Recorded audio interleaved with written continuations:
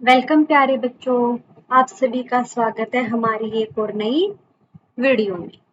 जैसे आप सभी को पता है, हम गीत नंबर यानी कि कक्षा छठी का पाठ नंबर 7 पढ़ रहे हैं। बेटा वो उसमें हमारा एक गीत है, हमने उस गीत को पढ़ा है साथ ही हाथ बढ़ाना, कि हमें कैसे एक दूसरे की मदद करनी चाहिए और अगर हम एक दूसरे की मदद करेंगे तो कैसे हम आगे बढ़ सकते हैं। अगर 1 से 2 है, 2 से 4 है, 4 से 6 है, 6 से 10 है, तो ऐसे अगर हमारा ग्रुप बनेगा, हम ज्यादा लोग इकट्ठा होंगे तो हम थकेंगे नहीं और अपने काम को आसानी से कर सकते हैं। उसके बाद हमने इस गीत को पढ़ा है, उसके भावार्थ को समझा है, यानी कि उसके मतलब को समझा है, अर्थ को जाना। उसके बाद जो हमने उसके गीत के प्रश्न और गीत से आगे के प्रश्न उत्तरों को भी पढ़ लिया है। कि जैसे कि मैं एक बार आपको फिर से रिवाइज करवा देती हूँ, दिखा देती हूँ। हमने गीत के प्रश्नों को पढ़ा था कि गीत की पंक्तियों में तुम जिंदगी में कैसे भटकते हुए देख सकते हो। सागर ने रास्ता छोड़ा, पर्वत ने शीश झुकाया से क्या मतलब है। गीत में सीने और बाहों को फुलादी क्यों कहा गया है। ये तो थे हमारे गीत के प्रश्न। अब जैसे कि बेटा आप देख सकते हो, ये है हमारे गीत से आगे के प्रश्न। इन प्रश्नों को भी हम कर चुके हैं कि अपने आसपास तुम किसे साथी मानते हो, किसको और क्यों मानते हो। जैसे हमारे माता पिता है, भाई बहन है, मित्र हैं, सहपाठी हैं, हमारे जो भी आसपास के लिए रहते हैं वो सभी हमारे क्या होते हैं, साथी होते। क्योंकि हमें कभी ना कभी किसी से हेल्प लेनी पड़ती है। कभी हमें माता पिता की हेल्प चाहिए होती है, कभी हमें भाई बहन की हेल्प चाहिए होती है, कभी हमें अपने पड़ोसी की हेल्प चाहिए होती है। यानी कि जो हमारी मदद करता है, जिसका हम साथी बनते हैं, जिसका हम साथ निभाते हैं, तो वही हमारे सभी क्या हो जाते हैं, साथी हो जाते हैं। ऐसे ही प्रश्न नंबर 2 था, अपना दुख भी एक है साथी, अपना सुख भी एक है। कक्षा, माहौल या गांव शहर के किस किस तरह के साथियों के साथ तुम्हें इस वाक्य की सच्चाई महसूस होती है, और बताओ बताओ बच्चों। जैसे कि हमें कब लगता है कि हम सभी दुखी, जैसे कि हमारे बिजली की समस्या होती है, पानी की समस्या होती है, रोड पे ट्रैफिक की समस्या होती है, उन सभी समस्याओं का सामना, उन सभी मुसीबतों का सामना तो हम सबको मिलकर करना होता है ना बेटा। तो ऐसे तो अब हमें क्या लगता है कि हम सबका दुख ये एक ही है। अगर जैसे हम क्या होते, कोई पदक अपने स्कूल के लिए कोई प्राइज जीतते हैं, कक्षा में अच्छे अंक लाते हैं, या फिर बड़े होकर कुछ बनने की हमारी चाह होती है, तो वो सुख क्या होता है, हम सभी का सुख होता है। आगे हम ऐसे ही हमारा आगे प्रश्न नंबर 3 था, इस गीत को तुम किस माहौल में गुनगुना सकते हो। कि जो बेटा साथी टाइप का गीत है वो हम कब कब शादी में तो नहीं गा सकते, बर्थडे पर भी नहीं गा सकते, गा तो सकते हैं, लेकिन माहौल पैदा कब होता है ऐसा कि हम इस गीत को गा सकते। स्वतंत्रता दिवस पर, गणतंत्र दिवस पर, या फिर किसी संगीत स्थापना के दिवस पर, या फिर खेल के मैदान में खिलाड़ियों में जोश पैदा करने के लिए। यानी कि ऐसी बहुत सी जगहें हैं जहां पर हम इस गीत को गा सकते हैं। आगे हमारा प्रश्न नंबर 4, एक अकेला थक जाएगा मिलकर बोझ उठाना।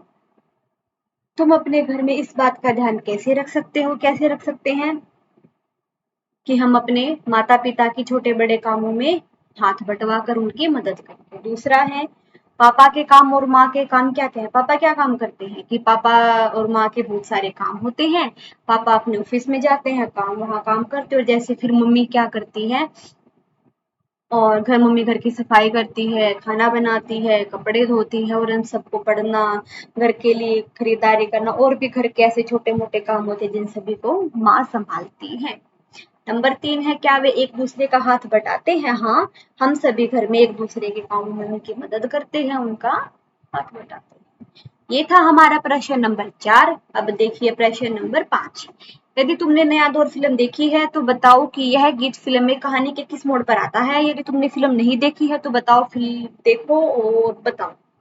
देखो बच्चों, उसने क्या कहा है कि जो ये हमारा गीत है कि साथी हाथ बढ़ाना, ये किस फिल्म का है, नया दौर का। तो ये बताओ, अगर आपने नया दौर फिल्म देखी है तो यह गाना, यह गीत उस फिल्म में कब गाया जाता है, किस मोड़ पर गाया जाता है। अगर तुमने फिल्म नहीं देखी है तो देखो और फिर हमें बताओ। नया दौर फिल्म में जब कच्ची सड़क को पक्का, जैसे कि जो कच्ची सड़क थी बेटा, उस सभी से उन आने जाने में उनको दिक्कत होती थी, तो उन सभी ने मिलकर क्या फैसला किया कि हम सभी मिलकर इस सड़क को पक्की कर लेते हैं, तो हम सभी सुखी हो जाएंगे, हम सभी को सुख हो जाएगा। तो इसलिए इस कच्ची सड़क को पक्की करने के लिए जब मिलजुल कर सब काम कर रहे थे तो उनमें उत्साह, जोश और सहयोग को बढ़ाने के लिए गीत गाया गया था। ये थे बेटा हमारे कविता के प्रश्न और कविता के आगे के प्रश्न पे, जैसे कि हमें पिछली वीडियो में भी पढ़ चुके हैं और हमने आपको इसमें भी बता दिया है, वो इसलिए कि ताकि बच्चों को अच्छे से समझ में आए और वो अच्छे से पढ़ सके। आगे हम करने वाले हैं अब कहावतों की दुनिया। किसकी दुनिया?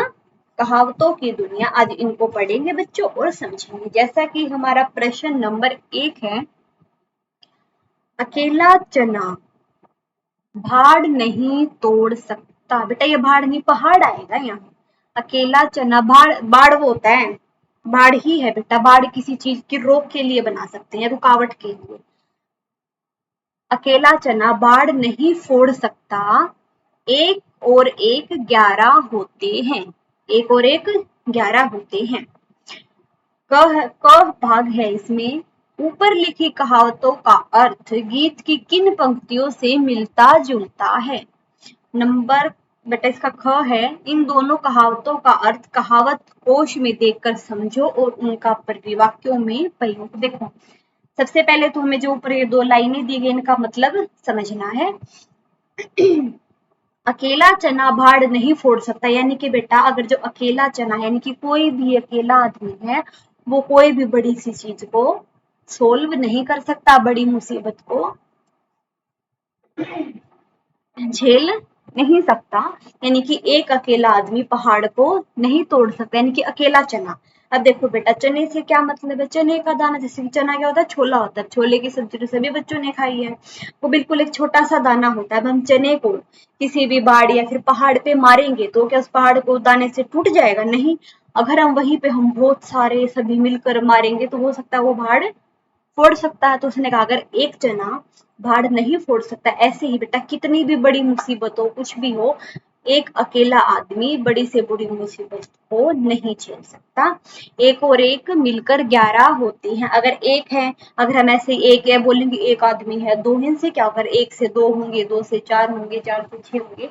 जैसे कि हम एक और एक को रख देते हो, क्या बन जाता है? 11 बन जाता है। यानी कि अगर हम मिलजुल कर रहेंगे तो हम 11 की तरह मजबूत हो सकते हैं।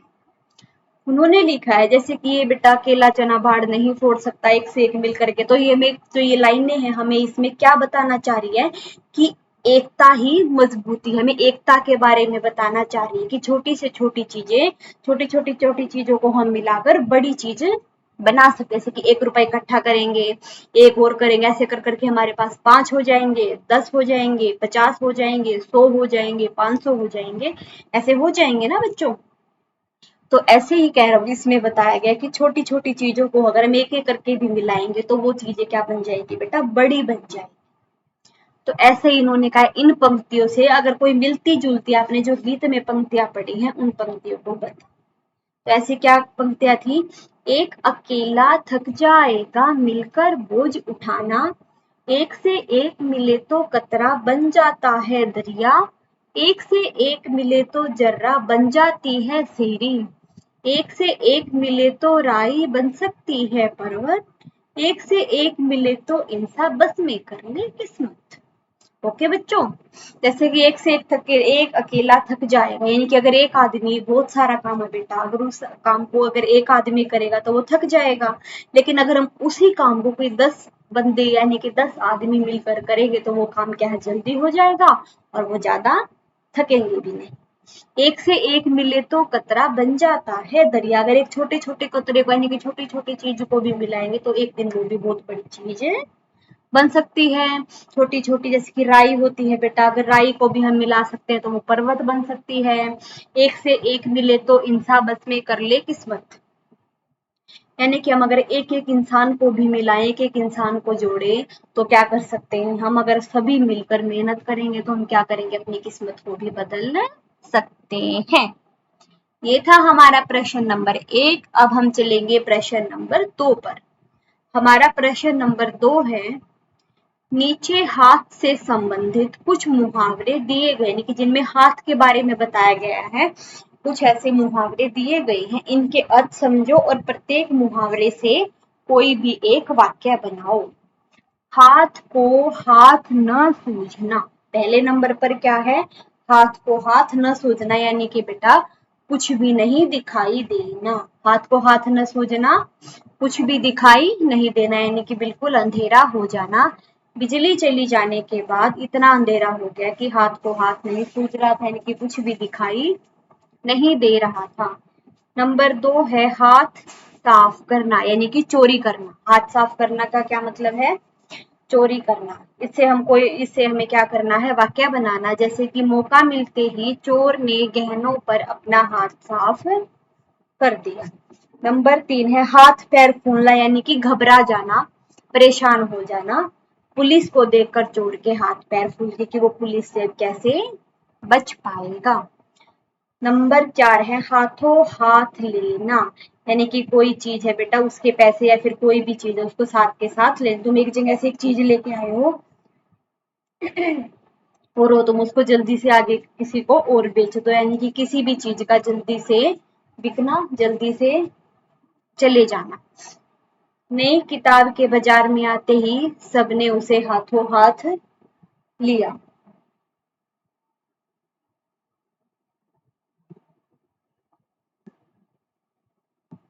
हाथ लगना, तुम नहीं जान सकते कि कितने इंतजार के बाद हम इनामी राशि मेरे हाथ लगी है। ये था हमारा प्रश्न नंबर 2।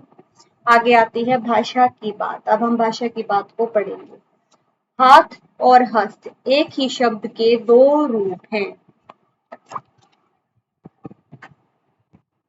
हाथ और हस्त एक ही शब्द के दो रूप है, यानी कि बेटा इसमें शब्द तो दो है, एक हाथ है और एक हस्त है, लेकिन इसका मतलब क्या है, एक है। उसका मतलब जैसे कि हाथ और हस्त, शब्द तो दो हैं, शब्द दो हैं, लेकिन उनका मतलब क्या है, एक ही। हाथ का मतलब भी हाथ है और हस्त का मतलब भी हस्त है। नीचे दिए गए शब्दों में हस्त और हाथ छिपे हैं, यानी कि हस्त और हाथ के बारे में कुछ पंक्तियां, कुछ लाइनें बताई गई हैं। शब्दों को पढ़कर बताओ और हाथों का उनमें क्या काम है। देखो बेटा, जैसे कि हाथ घड़ी। हाथ घड़ी क्या होता है, जैसे कि हाथ है हमारा, आपने हैंड देखा है ना, हाथ का मतलब क्या होता है बेटा, हैंड। हाथ घड़ी यानी कि हाथ पे, यानी कि कलाई पे बांधने वाली घड़ी। हाथ घड़ी का क्या मतलब है कि हाथ घड़ी यानी कि हाथ की कलाई पर पहनी जाती है। घड़ी तो सब बच्चों को पता है, नहीं कि वॉच कहाँ पहनते हैं, वो हाथ पर पहनते हैं ना। तो हाथ घड़ी यानी कि हाथ की घड़ी, हाथ पर पहनने वाली घड़ी। अगला शब्द है बेटा आपका हथौड़ा। हथ ओड़ा यानी कि जो हाथ में एक लोहे का औजार है, जिसे पकड़ कर चलाया जाता है, यानी कि किसी भी चीज पर मारा जाता है तो उस चीज पर मारे तो चीज को तोड़ा जाता है। वो एक लोहे की बहुत मजबूत चीज होती है, जिसको हम क्या बोलते हैं, हथौड़ा। और उसे किसी भी चीज पर मारकर तोड़ा जा सकता है। अगला है बेटा हमारा हस्तशिल्प। हस्त यानी कि हस्त का तो मतलब हाथ ही है, शिल्प, इस शिल्प को हाथ से किया, यानी कि शिल्प, शिल्प का मतलब बेटा है किसी चीज को बनाना, यानी कि कोई चित्र बनाया है, किसी चित्र को हम क्या बोलेंगे, शिल्प, यानी कि हस्त चित्र, हाथ से बना हुआ चित्र। हस्तक्षेप, शेप का मतलब क्या होता है बेटा, सिग्नेचर, साइन, और हाथ से साइन, यानी कि बीच बचाव करने के लिए इसका अर्थ है दखल देना। हस्तक्षेप, हस्तक्षेप यानी कि किसी भी काम के लिए उसमें रुकावट पैदा कर। निहत्था, निहत्था जिसके हाथ में कोई हथियार ना हो, यानी कि जिसके हाथ में कोई भी हथियार ना हो, उसे क्या कहेंगे, निहत्था कहते हैं। जैसे कभी आपने किसी की लड़ाई होती सुना होगा ना, इसके साथ नहीं लड़ते तो निहत्था, यानी कि इसके पास तो कोई भी हथियार नहीं है। हथकंडा, हथकंडा किसी कार्य को पूरा करने के लिए उचित तरीका अपनाने को हथकंडा कहते हैं, उसमें भी हाथ का कार्य नहीं है। यानी कि किसी भी काम है बेटा, जैसे कोई काम है तो हम उसको वैसे करने के लिए सोचेंगे, ऐसे खींच के करेंगे, कुछ भी करेंगे, लेकिन अगर उस काम को हम अच्छे से सोच के समझ के तरीके से करेंगे तो उसको हम क्या बोलेंगे, हथकंडा। हस्तक्षेप, हाथ से अपना नाम लिखकर किसी कार्य हेतु, यानी कि साइन करना। हस्तक्षेप का क्या मतलब है, साइन करना। हथकरघा, हथकरघा हाथ से किए जाने वाले छोटे मोटे उद्योग धंधे, यानी कि बेटा जिस काम को हम हाथ से करते हैं, जिस बिजनेस को, जिस काम को हम हाथ से बनाते हैं, जिस चीज को हम हाथ से बनाते हैं, उसको क्या बोलते हैं? हथकरघा, यानी कि हाथ की कारीगरी। जैसे कि चरखा चलाना, कपड़ा बुनना, टोकरी बनाना, ऐसे इत्यादि काम है, बहुत सारे काम है जो हम हथकरघा यानी कि हाथ के साथ कर सकते हैं, वो हमारे हाथ की कारीगरी हो सकती है। ये था हमारा प्रश्न नंबर 1। अब हम चलेंगे प्रश्न नंबर 2 पर। हमारा प्रश्न नंबर 2 है, इस गीत में पर्वत, शीश, रास्ता, इंसा शब्दों के प्रयोग हुए हैं। इन शब्दों के प्रचलित रूप लिखो, यानी कि इन शब्दों के और भी रूपों के, यानी कि पर्वत, पर्वत को हम क्या बोल सकते हैं? पहाड़ और पर्वत। ये तो पर्वत है, लेकिन हम क्या बोल सकते हैं? पहाड़ और पर्वत। शीश, शीश का मतलब क्या होता है? शीश, सिर, माथा। ठीक है। रास्ता यानी कि रास्ता, रास्ता देना, जगह देना। इंसान, मनुष्य, मानव, और भी ऐसे बहुत सारे नाम हो सकते हैं। ओके बच्चों, आगे है हमारा अब प्रश्न नंबर 3। क्या है? प्रश्न नंबर 3, कल गैरों की खातिर की, आज अपनी खातिर करना। इस वाक्य को गीतकार किस प्रकार कहना चाहता है? यानी कि जो उन्होंने ये कहा है कि आज गैरों की खातिर की, कल गैरों की खातिर की, आज अपनी खातिर करना, यानी कि कल तक तो हम मेहनत दूसरों के लिए कर रहे थे, गैर का मतलब है बेटा दूसरों के लिए, और आज अपने लिए करना है। तो इस वाक्य से यह गीतकार क्या हमें बताना चाह रहा है, क्या कहना चाह रहा है? तुमने कल गैरों की खातिर मेहनत की, आज तुम अपनी खातिर करना, यानी कि जो मेहनत है वो तुमने कल की थी दूसरों के लिए की थी, और आज तुम किसके लिए करोगे? अपने लिए करोगे। इस वाक्य में तुम क्या है? कर्ता, यानी कि तुम क्या है? कर्ता। और जो गीत की पंक्तियों में छंद बनाए रखने के लिए हटा दिया गया है, उपयुक्त पंक्ति में रेखांकित शब्द अपनी का प्रयोग कर्ता तुम के लिए हो रहा है, इसलिए यह क्या है? सर्वनाम है। ऐसे सर्वनाम जो अपने आप के बारे में बताएं निजवाचक सर्वनाम कहलाते हैं, यानी कि जो सिर्फ अपने बारे में चीजें बताते हैं, उसका निज का अर्थ है अपना होना। निजवाचक सर्वनाम 3 प्रकार के होते हैं, जो नीचे दिए गए वाक्यों में। मैं अपने आप घर चली आऊंगी, यानी कि अपने आप घर चली आऊंगी। बब्बन अपना काम खुद करता है, सुधा ने अपने लिए कुछ नहीं खरीदा। जिसकी मैं अपने आप घर चली, उसे तो अपने आप के बारे में ये बातें बताई है कि मैं घर खुद चली जाऊंगी। बब्बन अपना काम खुद करता है, काम तो बब्बन अपना खुद कर रहा है, लेकिन वो किसी दूसरे के बारे में बताया गया है। सुधा ने अपने लिए कुछ नहीं खरीदा, अब अपने का भी प्रयोग हो गया और किसी और के बारे में भी बात बताई गई, और उसने वो काम अपने लिए किया भी नहीं। जैसे किस प्रकार? एक तो क्या है कि हम काम करते हैं और सिर्फ अपने बारे में ही करते हैं, जैसे कि मैं अपने आप सामान ले आऊंगी, मैंने अपना सामान ले लिया, वो काम मेरा है और मैंने अपने आप किया है। दूसरा है बब्बन अपना काम खुद करते, जिसके आप अपने दोस्त को बोलते हो कि राम अपना काम खुद करता है। अब राम, हम बात तो किसी और के बारे में कर रहे हैं, किसके बारे में कर रहे हैं? राम के बारे में कर रहे हैं, राम के बारे में कर रहे हैं, लेकिन बात तो हम किसी और के बारे में कर रहे हैं, लेकिन वो काम अपने लिए कर रहा है। एक हमने कहा मोहन ने पेंसिल अपने लिए नहीं खरीदी, अब हमने बात तो किसी और के लिए की, लेकिन मोहन काम कर रहा है, लेकिन वो भी किसके लिए कर रहा है? किसी और के लिए कर रहा है। अब तुम भी निजवाचक सर्वनाम के निम्नलिखित रूपों का वाक्य में प्रयोग करो। अपनों को, अपने से, अपना, अपने पर, अपने लिए और आपस में। ये हमें वाक्य दिए, शब्द दिए गए, इनके ऊपर हमें पूरा वाक्य बनाना है, कोई भी लाइन बनानी है। चलिए बच्चों पढ़ते हैं और बनाते हैं। पहला है हमारा अपने को। हमें अपने को दुश्मन से बचाना है, यानी कि जो हमारे अपने हैं, जो मेरे भाई बहन जिनको मैं अपना मानता हूँ कि ये मेरे हैं, उन्हें हमें क्या करना है, दुश्मन से बचाना है।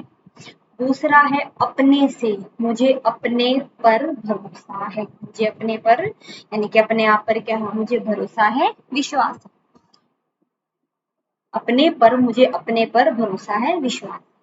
तीसरा है अपने से बड़े व्यक्तियों की बात मानना चाहिए, यानी कि जो हमसे बड़े आदमी होते हैं, जो हमसे बड़े व्यक्ति होते हैं, जो कोई दादा ताई ताऊ बड़ा भाई बड़ी बहन जो भी हमसे एज में क्या होते हैं बेटा, बड़े होते हैं, हमें उनकी बात माननी चाहिए। अपने लिए हमें अपने लिए कुछ वक्त निकलना, यानी कि हमें अपने लिए कुछ वक्त निकालना चाहिए। हमें काम दूसरों के लिए नहीं करके कुछ वक्त अपनी पर्सनल लाइफ के लिए, यानी कि पर्सनल जिंदगी के लिए भी हमें अपना कुछ वक्त निकालना चाहिए।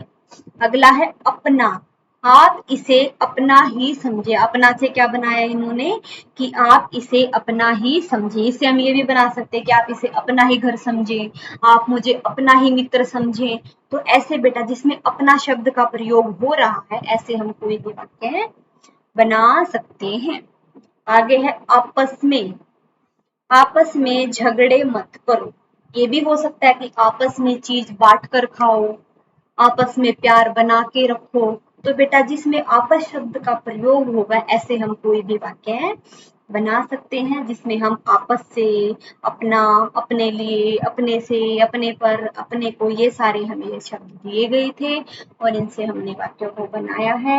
और सर्वनाम क्या है, निजवाचक सर्वनाम क्या है, कहाँ पर कर्ता का प्रयोग होता है, इन सारी चीजों को हमने पढ़ लिया है और समझा है। अब चलते हैं आगे। आगे है हमारा कुछ करने को। अब हमने पीछे तो क्या पढ़ा था बेटा, भाषा की बात। अब आगे आ गया है कुछ करने को। इसमें हमारा है प्रश्न नंबर 1 और ये बेटा हमारा लास्ट प्रश्न है। बातचीत करते समय हमारी बातें हाथ की हरकत से प्रभावशाली होकर दूसरे तक पहुंचाती है। हाथ की हरकत से या फिर हाथ के इशारे से कुछ कहा जा सकता है। नीचे लेके हाथ के इशारे, जैसे हम किसी से बात कर रहे हैं बेटा, किसी को कुछ बात, हमें जैसे कोई हमसे रास्ता पूछ रहे कि आपको कहाँ जाना है, तो हम क्या बोलेंगे, हाथ करते हैं ना हम। अगर उस देखो वहां से जाके वो व्हाइट वाला घर है, उधर से वो घर है, वो जा उधर से वहां से जाना है, लेफ्ट जाना है, राइट जाना, तो हम ये सारे इशारे कैसे बताते हैं, हाथ से करके बताते हैं ना। तो उसने कहा है कि कुछ ऐसी बातें हैं जिनको हम क्या करते हैं कि बोलते हैं और अपने हाथ के इशारे से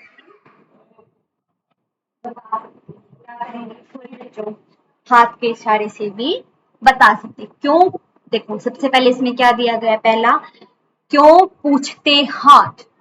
क्यों पूछते हाथ का प्रयोग हम किसी से प्रश्न करते समय करते हैं। जैसे कि अब जैसे कोई हमसे कुछ पूछता है, हाथ का प्रयोग करते हैं ना कि क्यों, जैसे कि एक उंगली आगे निकाल कर 3 उंगलियां अपनी तरफ करके करते हैं ना कि क्यों।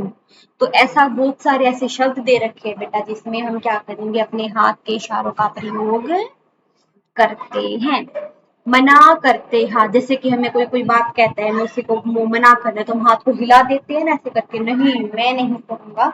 तो ये भी एक ऐसा शब्द है जिससे कि हम क्या करते हैं, हाथ का प्रयोग करते हैं। बुलाते हाथ। अब बुलाते हाथ का भी, अगर हमें किसी कोई दूर खड़ा है उसको अपनी तरफ बुलाना है, तो जैसे कि अपनी 4 उंगलियों को ऐसे इधर कर करके ऐसे हिला हिला कर उसको बुलाते हैं ना कि इधर आओ। तो ये भी हमारा शब्द क्या है, हाथ की हरकत का इशारा है। आरोप लगाते समय, किसी पर दोष मढ़ते समय हाथ की उंगली का इशारा करते हैं।